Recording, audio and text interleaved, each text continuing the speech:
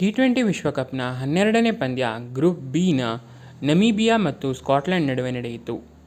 Toss ಗೆದ್ದು batting ಆಯ್ಕೆ ಮಾಡಿಕೊಂಡ ನಮೀಬಿಯಾ ಸೋತಿದೆ. ಮೊದಲು ಬ್ಯಾಟಿಂಗ್ಗೆ ಬಂದ ನಮೀಬಿಯಾ 20 ಓವರ್ಗಳಲ್ಲಿ 9 ವಿಕೆಟ್ ನಷ್ಟಕ್ಕೆ 155 ರನ್ ಗಳಿಸುವ ಮೂಲಕ 156 ರನ್ ಟಾರ್ಗೆಟ್ ನೀಡಿತು. ನಮೀಬಿಯಾ ಪರ ನಾಯಕ ಎರಾಸ್ಮಸ್ 31 ಎಸೆತಗಳಲ್ಲಿ 52 ರನ್ ಬಾರಿಸಿದರೆ ಗ್ರೀನ್ 28 ರನ್ ಹೊಡೆದರು. ಸ್ಕಾಟ್ಲೆಂಡ್ ಪರ ವೀಲ್ 3, ಬ್ರ್ಯಾಡ್ಲಿ 2 ವಿಕೆಟ್ ಪಡೆದು ಮಿಂಚಿದರು. ಟಾರ್ಗೆಟ್ ಚೇಸ್ ಮಾಡಲು ಹೊರಟ ಸ್ಕಾಟ್ಲೆಂಡ್ ತಂಡ 18.3 ಓವರ್ ಅಂತ್ಯಕ್ಕೆ 5 ವಿಕೆಟ್ ನಷ್ಟಕ್ಕೆ 157 ರನ್ ಗಳಿಸುವ ಮೂಲಕ ಗೆಲುವನ್ನು ಸಾಧಿಸಿತು. ಸ್ಕಾಟ್ಲೆಂಡ್ ಪರ ನಾಯಕ ಬೆರಿಂಗ್ಟನ್ ಅಜೇಯ 47, ಮೈಕಲ್ ಜೋನ್ಸ್ 26, ಮೈಕಲ್ ಲೀಸ್ಕ್ 35 ರನ್ ಗಳಿಸಿದರು. ಪಂದ್ಯದಲ್ಲಿ 1 ವಿಕೆಟ್ ಪಡೆದು ಹಾಗೂ 35 ರನ್ ಬಾರಿಸಿದ ಸ್ಕಾಟ್ಲೆಂಡ್ನ ಮೈಕಲ್ ಲೀಸ್ಕ್ ಅವರು ಪಂದ್ಯಶ್ರೇಷ್ಠ ಪ್ರಶಸ್ತಿಗೆ ಭಾಜನರಾದರು. ಇಲ್ಲಿಗೆ ಈ ವಿಡಿಯೋ ಮುಗಿಸ್ತಾ ಇದ್ದೀನಿ.